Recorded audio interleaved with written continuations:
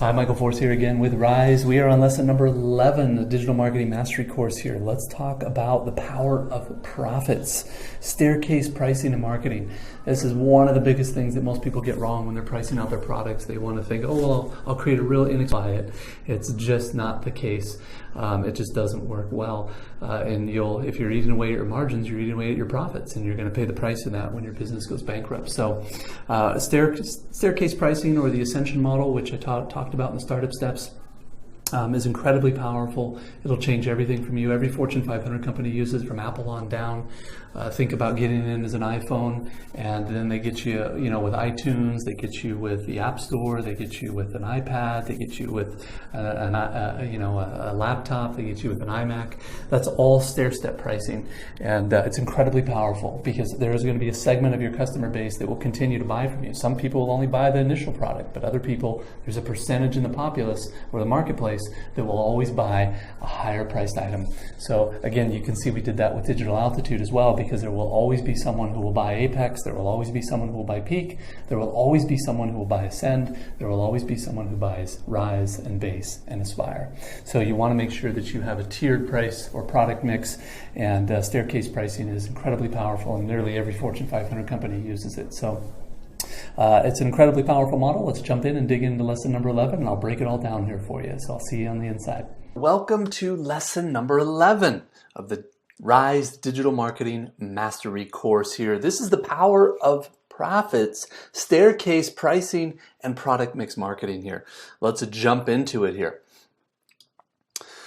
Now, stair-step marketing, or don't ask her to marry you on the first date, is really a key point. A tiered product mix is probably one of the most powerful things in all of pricing. Just like you would never ask a woman or a man to marry you on the first date, you should never ask someone to buy from you in the headline of your ad. Instead of asking for a purchase, though, offer your prospective customers something of value. Provide them important pieces of information they can use and helpful solutions that they can apply. And remember that your customers are people who truly value and desire to have trusted long-term relationships. Too many companies today create marketing campaigns that feel completely impersonal, sterile, and distant. Throughout the entire history of humanity, people have been built to interact with people, not with corporate or business entities. It always has and always will be this way. Therefore, create a marketing experience that feels like one is building a relationship with a new friend. So as I mentioned, you don't want to walk up to someone on the first date and say, "Would you like to marry me?" It probably would never work. Anyways, when trying to sell your products or services to prospective customers, you don't want to get too excited and try to push them what you're selling on them too soon, no matter how excited you are about your product or service and what it may mean to them. Instead, what you should focus on is creating a system that allows you to connect with your prospects at where they are.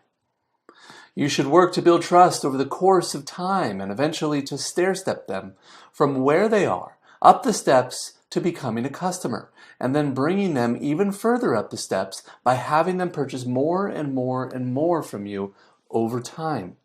So instead of trying to go from A to Z in just one instant, we want you to put optimal stair steps in place so that the customer can connect with you, so that you can connect with your customer, so that you can build a connection, build trust, and build rapport, which are all necessary conditions for building a fruitful, long-term relationship.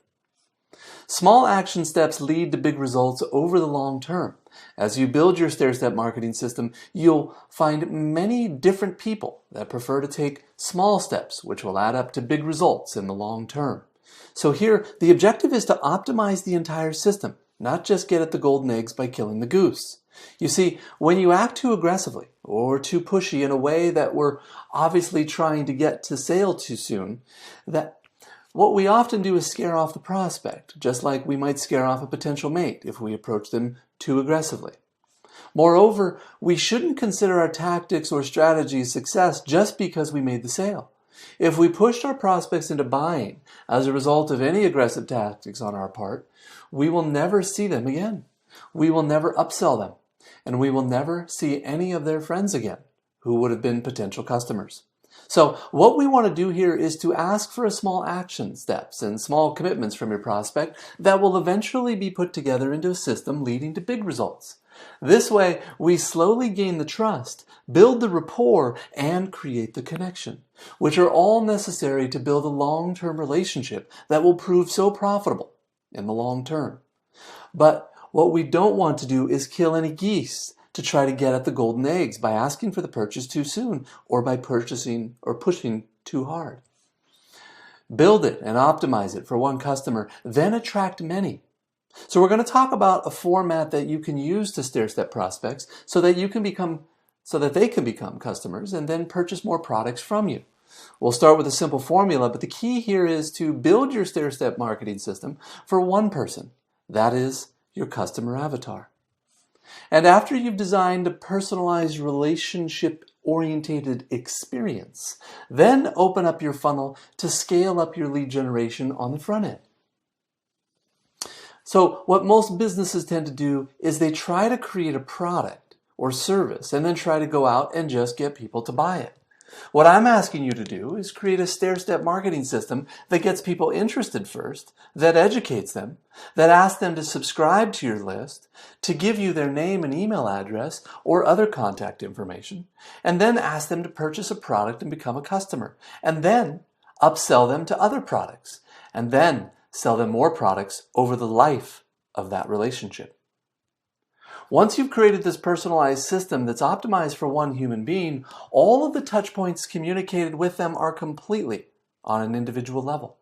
Allow them to feel like they're the only one this was created for, where every detail of it feels like one human was thinking about them, and once it has been optimized and tested, then you scale your business up by pouring more leads into the front of the system. So you get more and more people taking a flight up the stairs. Now, I kind of like the idea of having your customers take a flight up the stairs towards more success in their lives by investing in your products and services. So here's the basic framework of a stair-step marketing system. And keep in mind that you can add other steps later after you get the first steps in place. And I recommend that you put these in place in the following order, especially if you're just building your marketing system for the first time. So the first stair step is getting the lead. And you would get a lead by doing what we might consider to be traditional advertising. This may include running a pay-per-click campaign or TV ads or offering some kind of free content or free product or offering a very low-priced or low-risk product that someone can get involved with. In other words, you're just trying to get people to raise their hand and say, I'm a good prospect. Stair step number 2 is to turn them into a subscriber by getting them to join your subscriber list. Turning your prospect into a subscriber can be done in several ways, such as through a mailing list or an email list. It can also be done through your social networking fan page, which may involve having your prospect become a friend or a follower on Facebook, Twitter, LinkedIn, or other social networking platforms. And you can do all of these by getting people to come to your website, to call you, or to have them send you their name and information somehow. But how can you actually push your prospect to become a subscriber in the first place? The way we usually do this is to offer them something in return, a lead magnet. So this can be in the form of giving them a free content or free product or a low-risk free trial of a product. After turning our prospects into subscribers, we follow up with them through relationship-building marketing pieces that we gradually drip on them. We would send them valuable education and content in the form of newsletters, training, classes, and promotions. And if successful, we'll turn them into customers, which is our third stair step. When someone actually gives us money, it is at this particular point that they become our customer. A customer gives us money in exchange for the value that we're offering in the form of our product or service. Now comes step 4, which involves upselling. Here's an absolutely crucial for you to understand that you have a small window of opportunity while your prospects are becoming customers, while they're giving you money. This window of opportunity must be taken advantage of, meaning that we must do our best to offer them more products and services. All you have to do here is to offer an additional product or service or a higher end package to everyone that's purchasing from you. By simply doing this, you'll find that typically 20% or so, give or take a little bit depending on other factors, but usually around 20% will accept the upsell. Now this could be a really, really big deal. To understand the implications of this, let's take a quick example. Let's say that you're selling your first product at $100 and you have an upsell to a high-end product that's $1,000. And 20% of the people that buy your $100 product take the $1,000 product. Well, consider that you've done 10 sales, just 10 simple sales. In addition to the $1,000 you make off of your basic product, 10 times 100, each sale equals 1,000, right? But because of the upsell, you will also have 2 extra sales of your high-end product at $1,000 each, which would be an extra $2,000. This means that you've made 3 times as much simply because you offered your high-end product. This means that each sale that you've made is on average worth $300 instead of $100. This is an amazing and very effective way to increase your sales and profits simply by upselling, by just offering additional products or services while your customer is buying. And then comes step 5, which consists of your so-called back end. In other words, remarketing other products and services. And much less costly and more effective to sell more products and services to the customers you already have, rather than going out and getting new customers. So, when we want to make sure to follow up by offering our products and services that we help our customers become even more successful. All right, so let's go through these steps again. Number 1, go out there and get leads. According to marketing guru Seth Godin, the way to do this is by running what's called interruption marketing. You can run ads, you can advertise on search engines, you can create valuable and informative content videos and articles that lead back to your website, in which turn increase your listings and rankings on search engines. You can also partner with others who have lists.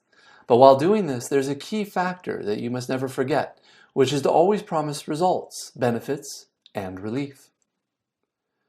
Now, step 2 is capturing a subscriber. In order to do this effectively, you've got to sweeten the pot. As soon as someone comes to your website, or if they call you, encourage them to opt in to your email list. To mail list, you can use direct mail as well. In return for opting in, offer free videos, PDF reports, a free analysis, a newsletter. You can offer all kinds of different yummy cookies for your prospects in exchange for opting in. And once they're in, you must immediately begin by sending value to these new subscribers in order to communicate them that you're one of the good guys, that you truly understand their situation and their needs, and that you genuinely want to help them. So as soon as someone opts in, make sure to send them more valuable stuff that you can get, that you can use to get results, to get relief, or to get those benefits that they're looking for. Now comes step 3, converting them to a customer. After your prospects opt in and become customers, continue sending valuable tips and information content that builds credibility, trust, and motivation on the part of your prospect.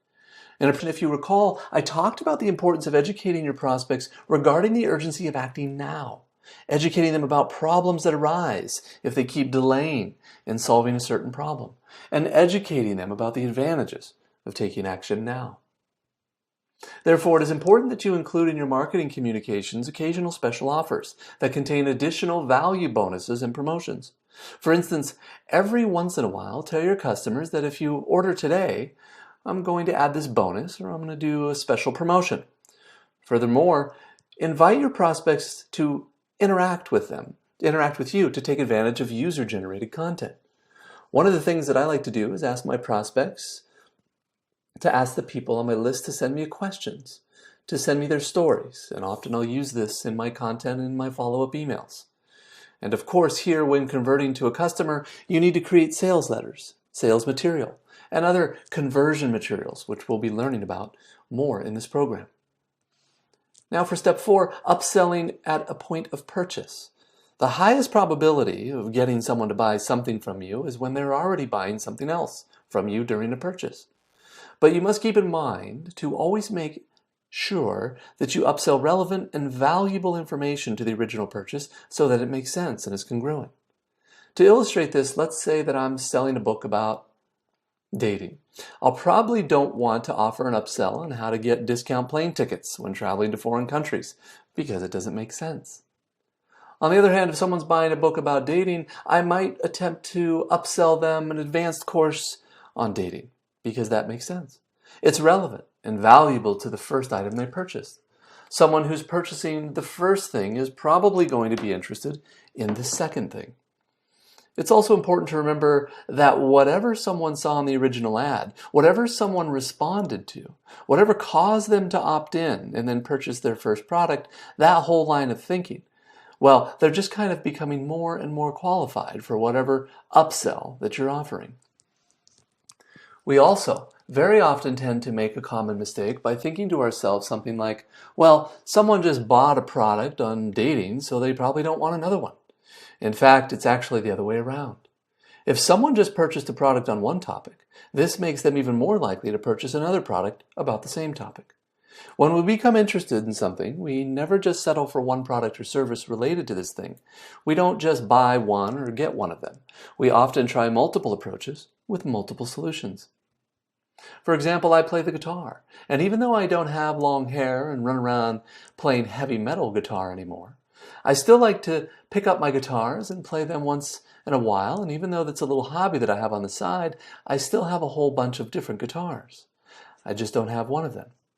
Therefore, when upselling, remember that people buy more of the stuff, so always attempt to upsell and make sure that you're upselling those things that are relevant and valuable to the original item purchased. Finally, let's talk about the fifth step, the back end of your business. Basically, you want to follow up forever. Follow up until your customers either unsubscribe from your list or buy more stuff or die. Follow up forever. Now, you have a customer. The name of the game is to keep them a customer. What if you kept investing in your customers after they became customers? What if you involved them in your product designs? What if you deepened the relationship so they felt like that they were part of what you did, part of your business? So you have to get them involved. Help them to help you create the products that they're going to buy in the future, and keep them and keep following up and sell them more and more products and services related to their topics of interest. So let's go ahead and do an exercise, creating your stair-step marketing and product sequence. In order to increase the value of each prospect and customer that you attract to your business, it's absolutely necessary that you create a stair-step marketing and product sequence. What will you offer to attract leads to contact or visit you? What will you offer to get subscribers? What is the first product you'll offer? What will you offer as an upsell? And what will you offer on the back end?